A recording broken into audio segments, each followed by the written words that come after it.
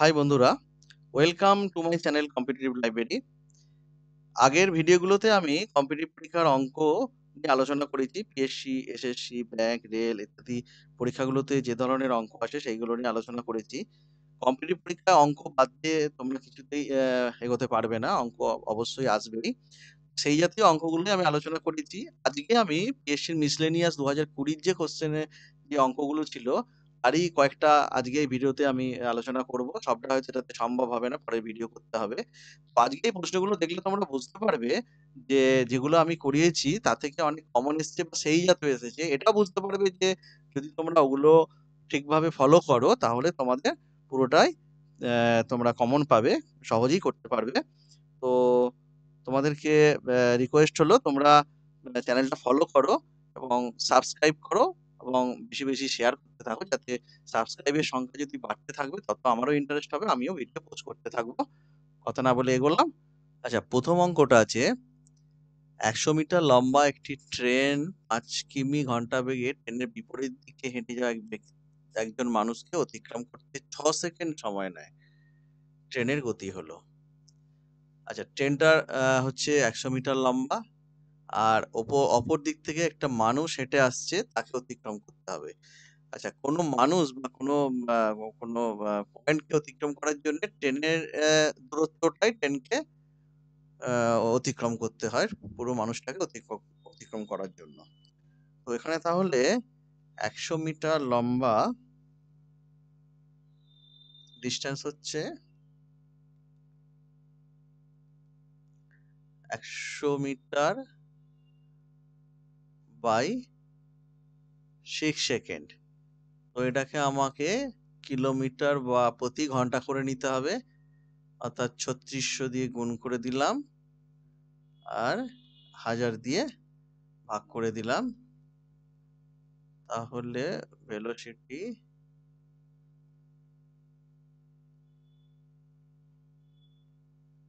এলো 6 কিলোমিটার প্রতি ঘন্টা, সরি 60 কিলোমিটার প্রতি ঘন্টা। তো এখানে 60 হচ্ছে আপেক্ষিক বেগ। এখানে যে মানুষটিকে অতিক্রম করেছে সেও আসছিল 5 কিলোমিটার বেগে। তাহলে এ যাচ্ছে 60 বেগে, 60 সমান হয়ে গেল কত? ট্রেনের বেগ।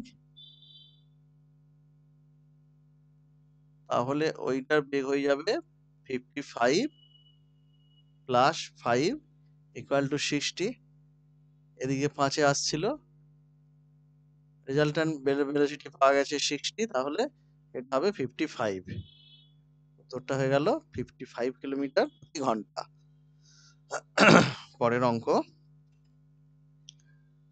1060 টাকা একটি জিনিস বিক্রি করে অর্জিত লাভ 1060 টাকা একটি জিনিস বিক্রি করে অর্জিত লাভ 950 টাকায় বিক্রি করে হওয়া ক্ষতির তুলনায় 20% বেশি।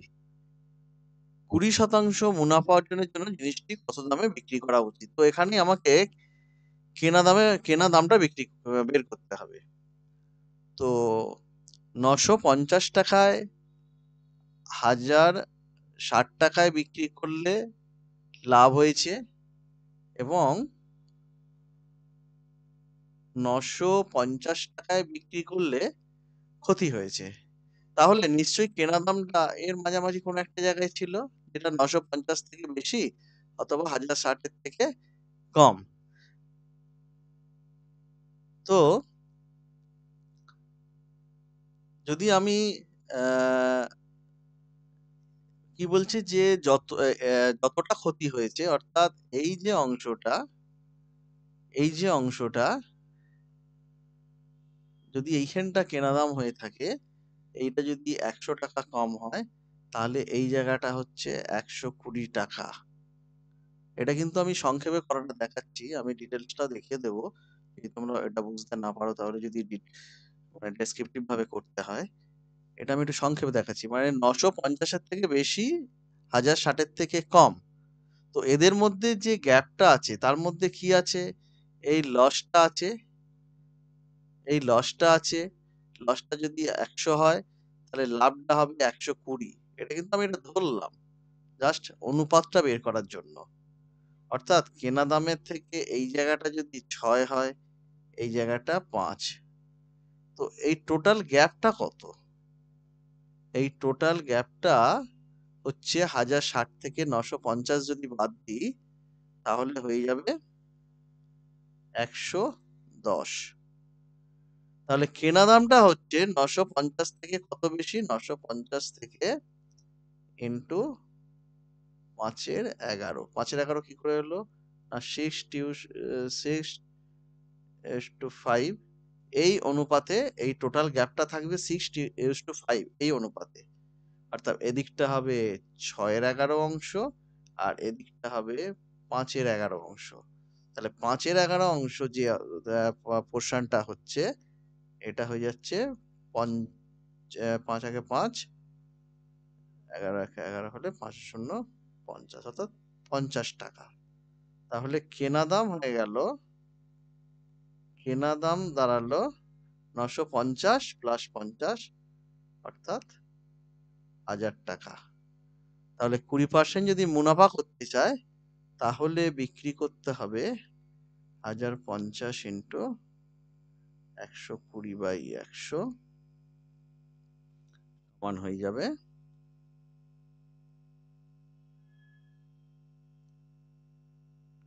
1200 টাকা। উত্তর হয়ে যাবে এই। তো এই যে আমি এটা দেখালাম, এইটা হচ্ছে সংক্ষেপে করার জন্য যে দুটোর মধ্যে এটা লসে হয়েছে, এটা লাভ হয়েছে, তাহলে নিশ্চয়ই কেনা দামটা ওদের মাঝে আছে। ওদের মাঝে কি কি আছে? না এই লসটা আছে প্লাস লাভটা আছে। যদি যত টাকা লস তত টাকাই লাভ হতো, তাহলে এইটাকে আমি মাঝামাঝি করে দিতাম, টোটাল মাঝে করে দিতাম। কিন্তু বলছে যদি এর যেটা আছে এটা 20% বেশি আছে, অর্থাৎ অনুপাতটা আছে মাঝের অংশটা 6:5। তো 6:5 অনুপাতে এটা ডিফারেন্সটাকে আমি যদি ভাগ করে দিই, বের করে নিই, তাহলে একটা হয়ে গেল 50 টাকা, একটা হয়ে গেল 60 টাকা। তো 1020 থেকে 1060 থেকে আমি 60 টাকা বাদ দিতেও পারি, বা 950 থেকে 50 টাকা আমি যোগ করে দিতে পারি। কিন্তু যদি এইখানটা বুঝতে তোমাদের অসুবিধে হয়, তাহলে তোমাদের কি করতে হবে? ধরে নিতে হবে আমার কেনা দাম X টাকা।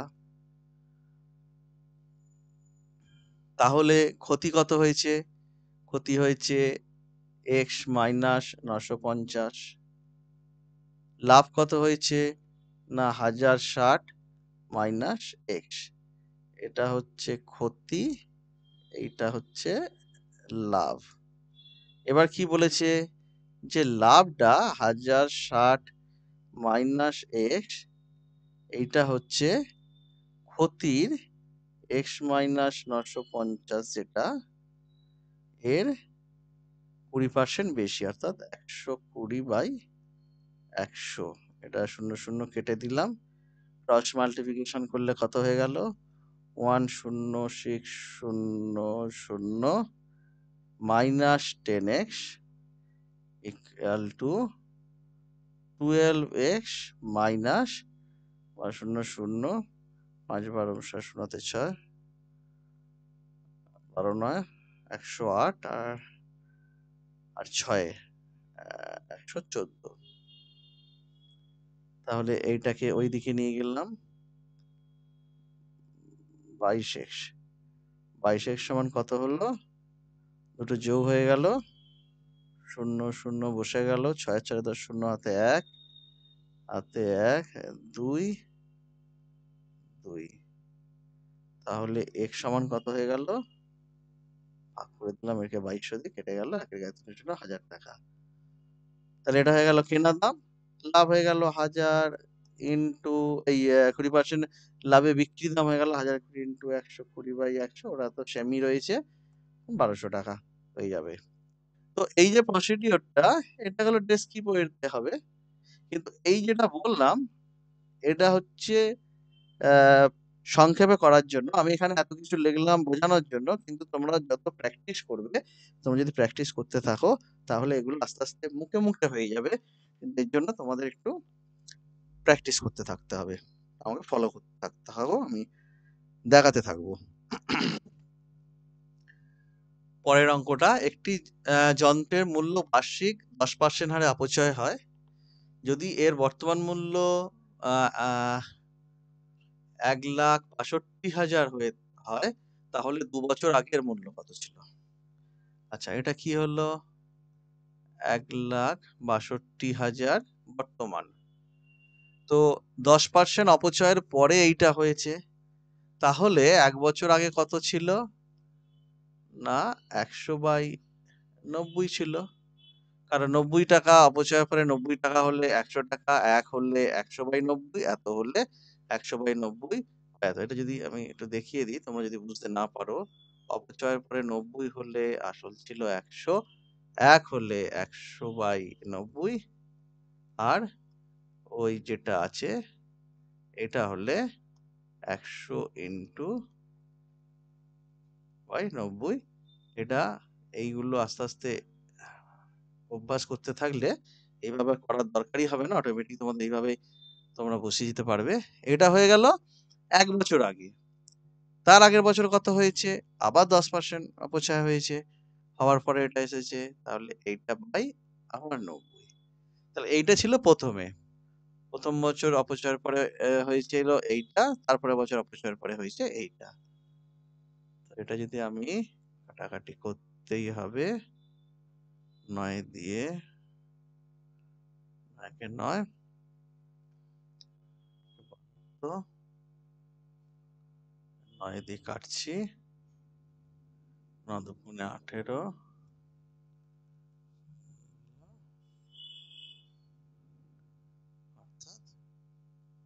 এই অঙ্কটা।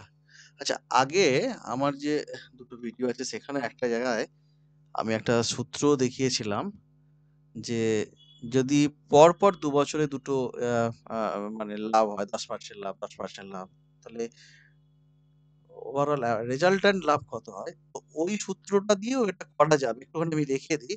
আমি বলেছিলাম যে বিভিন্ন অঙ্কে এই সূত্রটা কাজে লাগবে, কিভাবে লাগবে তোমাদের আমি আস্তে আস্তে বোঝাবো। দেখো, প্রথম বছরে 10% অপচয় হয়েছে, তাহলে কি বলতে পারি? সূত্রটা এখানে লিখে দিই, a plus b plus minus a into b by 100। এই যে সূত্রটা আমি বলেছিলাম অনেক কাজে লাগবে, এখানে আমি রেজাল্টটা কিভাবে পাচ্ছি দেখো। তাহলে কি হয়েছে? 10% লস হয়েছে, এই অপচয় হয়েছে, তারপরে বছর আবার 10% হয়েছে, তাহলে ওভারঅল কত হলো? -10। যেহেতু অপচয় কমেছে ওই জন্য মাইনাস হলো, তারপরে এটা -10, তারপর এটা মাইনাসে মাইনাসে কি হয়ে যাবে? প্লাস, প্লাস 10 ইন্টু 10/100, মানে এটা হয়ে গেল 1। তাহলে -20 প্লাস 1 মানে -19। তাহলে রেজাল্ট্যান্ট যেটা সেটা হয়ে গেল 19% ওভারঅল অপচয়।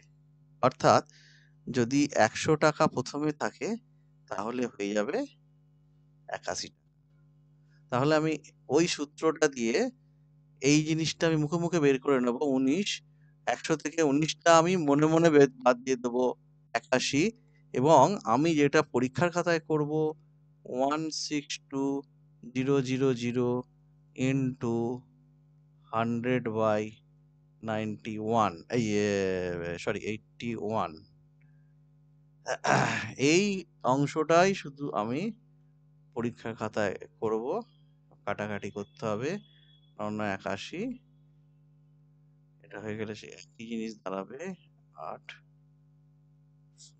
9 দিয়ে 9 দিয়ে কাটলে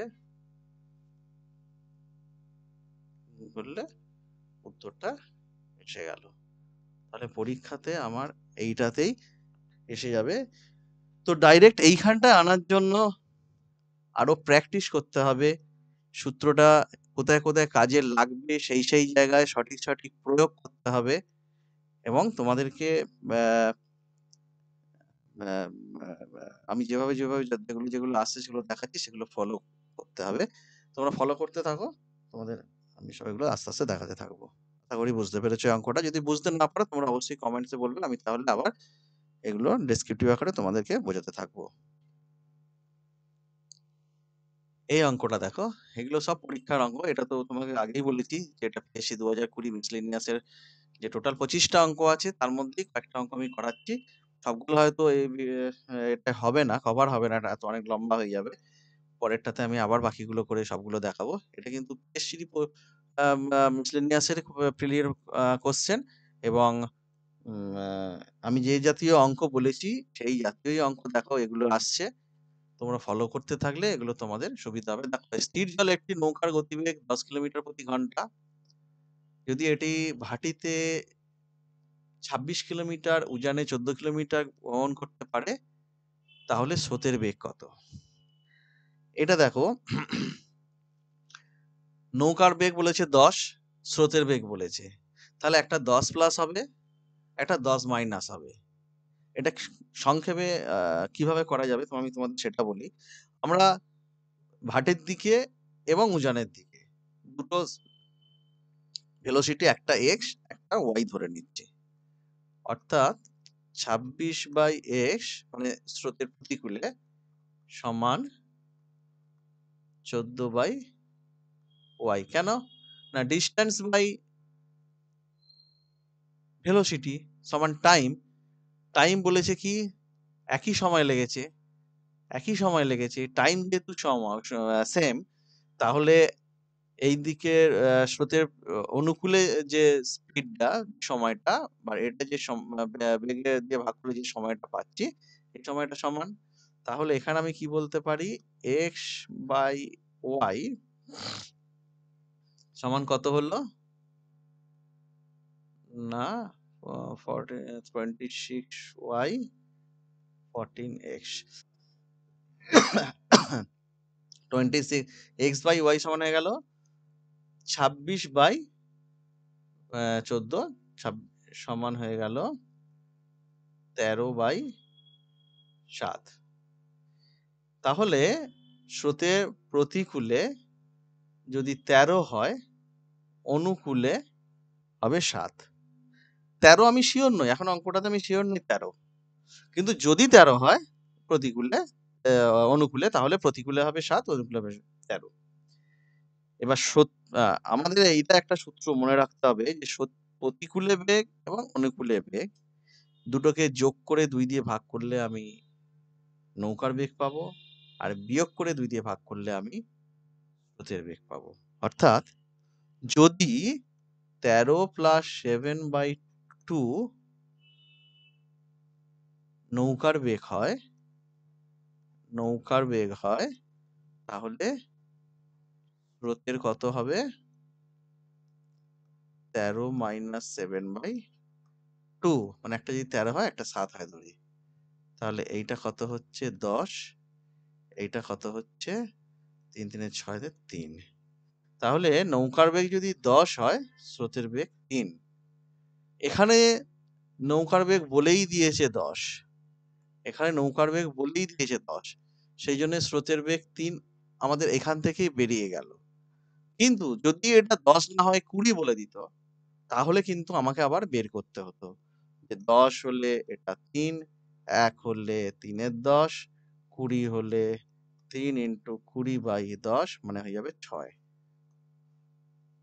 বুঝা গেল? আশা করি বুঝতে পেরেছো। অত ডিটেলসে না করে কিভাবে এটা সহজেই করা গেল। পরেরটা দেখো,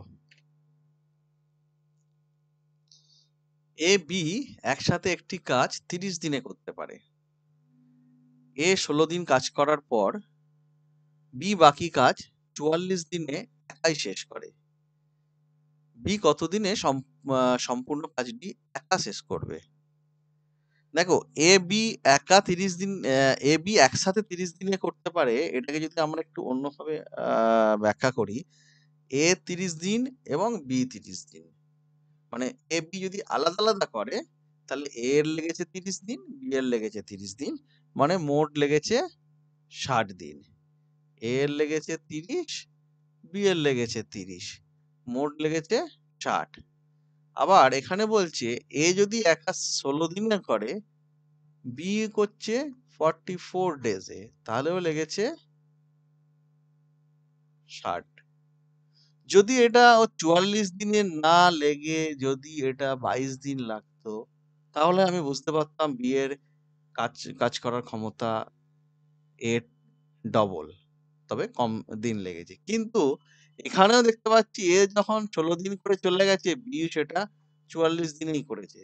তো তাহলে এখানে থেকে বোঝাই যাচ্ছে যে এ এবং বি দুজনের কাজ করার ক্ষমতা একই রকম। মানে এ একদিনে যে করে, বিও একদিনে সেই কাজটাই করে। অর্থাৎ বি যদি একা করতো, এ বি দুজনে মিলে যেহেতু 60 দিনে করেছে, 60 দিনে করেছে, এ একা করলেও 60 দিন, বি একা করলেও 60 দিন। বলেছে বি সম্পূর্ণ কাজ করতে কতদিন লাগবে? তো 60 দিন লাগবে। অঙ্কটা করতেই হবে না। এমনি, এমনি বেরিয়ে যাবে। দেখে মনে হলো অনেক কঠিন, কিন্তু কিছু করতেই হলো না। যদি বুঝতে না পারো তাহলে আমাকে কমেন্টস করে জানাবে। ৩ টি গাড়ির গতির অনুপাত 5:4:6। একই দূরত্ব অতিক্রম করতে তাদের সময়ের অনুপাত কত? সোজা জিনিস। ধরে নিই একই দূরত্ব 1, তাহলে অনুপাত হয়ে যাবে কত? ডিস্টেন্স বাই ভেলোসিটি সমান আমি পেয়ে যাবো কি? টাইম। তাহলে 1/5:1/4:1/6, এটা আমাদের অ্যান্সার হবে। তো ফ্র্যাকশনালে তো রাখলে হবে না, এদের এলসিএম কত হচ্ছে দেখে নিতে হবে। 6 আর 12 আর 6 হচ্ছে কত? 12, 12 আর 5 60। তিনটেকে আমি 60 দিয়ে গুণ করব। একে যদি 60 দিয়ে গুণ করি হয়ে যাবে 5/12 60। একে যদি 60 দিয়ে গুণ করি 1 4 ইন্টু 60, 1 4 ইন্টু 60 মানে হয়ে যাবে 15, হয়ে গেল 15। আর এটা তো হয়ে যাবে 10। মুখে মুখে উত্তর হয়ে গেল 12 15 10। করতে হবে না, মুখে মুখে হবে, শুধু এতটুকুই করতে হবে। নতুন বাজেটে কেরোসিন তেলের দাম 25% বৃদ্ধি পেয়েছে। একজন ব্যক্তির খরচ যাতে না বাড়ে তার জন্য তাকে কতটুকু খরচ কমাতে হবে? এই অঙ্কটা আমি আগের দুটো এপিসোডেতেই, দুটো ভিডিওতেই দুবারই দুরকম ভাবে অঙ্কটা দিয়েছি। সম্ভবত একটা এই একই আছে। দেখো এটাই হচ্ছে পিএসসির মিসলেনিয়াসেরই কোয়েশ্চেন। তোমাদের এটা কত সংক্ষেপে করানো যায় আমি বলেই দিয়েছিলাম, তবু আরেকবার দেখে নাও। বেড়ে হয়েছে 125, তাহলে 125-এ কমাতে হবে। 100 থেকে বেড়ে হয়েছে 125, তাহলে 125 থেকে যদি আমি 100 আসতে চাই কত কমাতে হবে? 125 থেকে কমাতে হবে 25, একে কমাতে হবে 25-এর 125, কত শতাংশ? অর্থাৎ ইন্টু 100। 25 5-এ 125, 5 20 সমান 20%, অর্থাৎ এইটা অ্যান্সার। এই একই অঙ্ক 3 বার চলে এলো। আশা করি এই জাতীয় অঙ্ক তোমাদের আর কোনো সমস্যা হবে না। এই একটি অঙ্ক, চক্রবৃদ্ধি সুদে রাখা অর্থ 5 বছরে দ্বিগুণ হয়।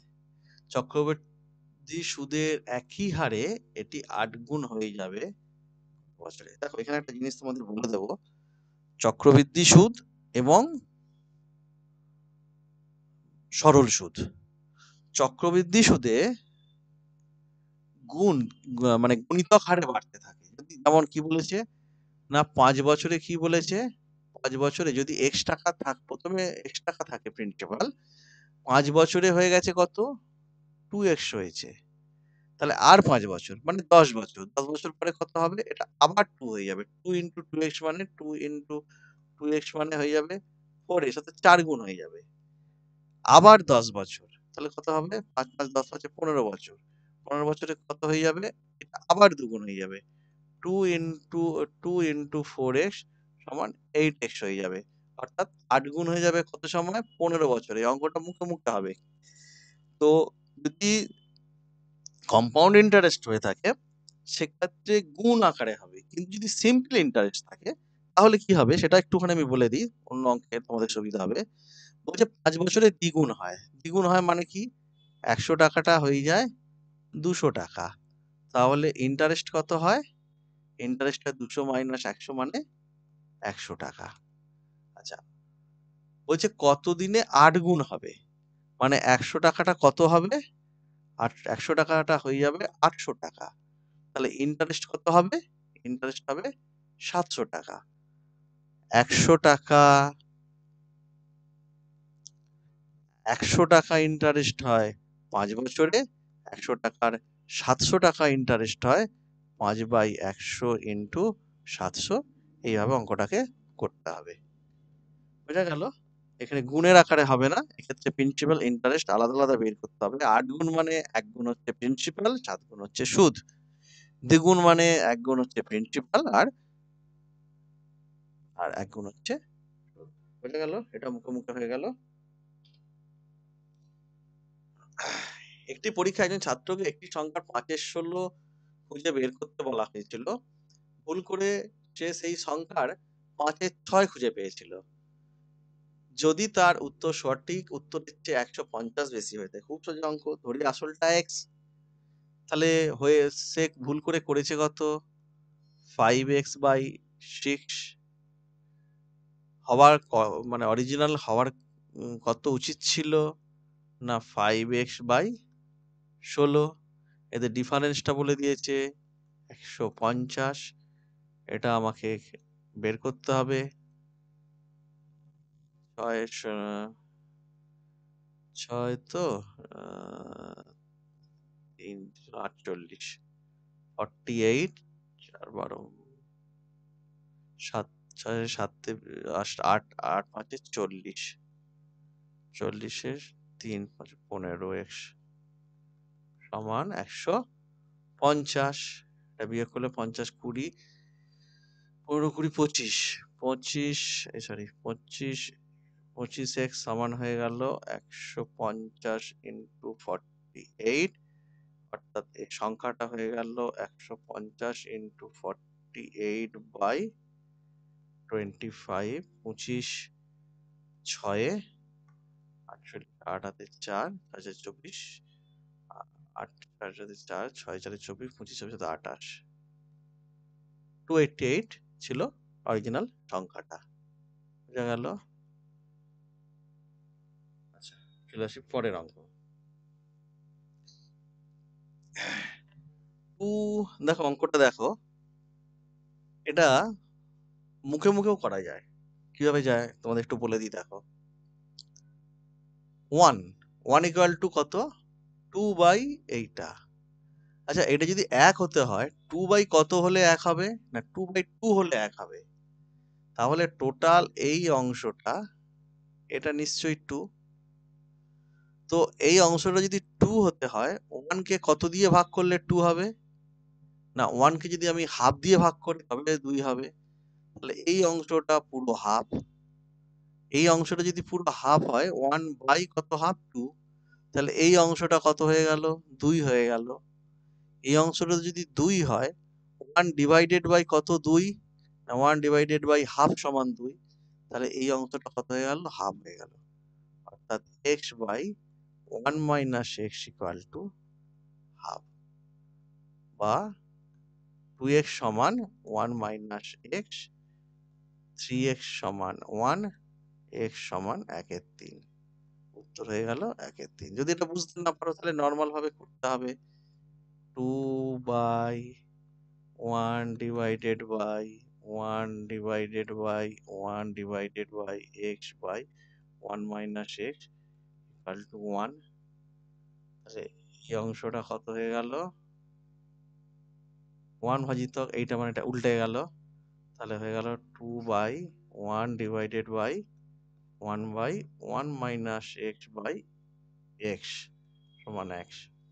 তাহলে এটা যখন ভাগ আছে এটা কি হয়ে গেল, এটা উল্টে গেল, তাহলে 2/1 ডিভাইডেড বাই x/1 - x সমান 1।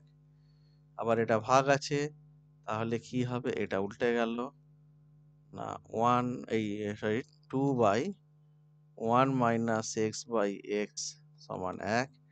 এটা ভাগ আছে, এটা উল্টে গেল, তাহলে বা 2x/1 - x সমান 1, বা 2x সমান 1 - x, 3x সমান 1, x সমান 1/3। তো উত্তর তো সেমই এলো, কিন্তু এইভাবে করলে হবে না। আমাদের কম্পিটিটিভ পরীক্ষার জন্য এইভাবে করলে হবে না। আমাদেরকে যেটা আমি মুখে বললাম এটাই করতে হবে। আশা করি তোমরা আমার এটা বুঝতে পেরেছো। আমি আর এই ভিডিও বাড়াতে চাইলাম না, কারণ অনেকক্ষণ সময় হয়ে গেছে। আমি এটা পিএসসি মিসলেনিয়াস 2020 কোয়েশ্চেনটা করাচ্ছি, 10 টা করালাম। টোটাল 25 টা কোয়েশ্চেন আছে। আমি নেক্সট ভিডিওয়ে বাকিগুলো নিয়ে আসবো। যদি আমার চ্যানেল তোমাদের ভালো লেগে থাকে, তোমরা চ্যানেলটা ফলো করো রেগুলারলি এবং আমার এটাকে সাবস্ক্রাইব করো এবং শেয়ার করতে থাকো। যত সবাই সাবস্ক্রাইব করবে আমিও ইন্টারেস্ট পাবো এবং আমিও কন্টিনিউ ভিডিও দিতে থাকবো। যদি কিছু তোমাদের প্রবলেম বা কোনো সাজেশন থাকে তোমরা অবশ্যই সেটা কমেন্টস লিখে আমাকে জানাবে। আমি বুঝতে পারবো। অবশ্যই এটা সাবস্ক্রাইব করবে। Thank you.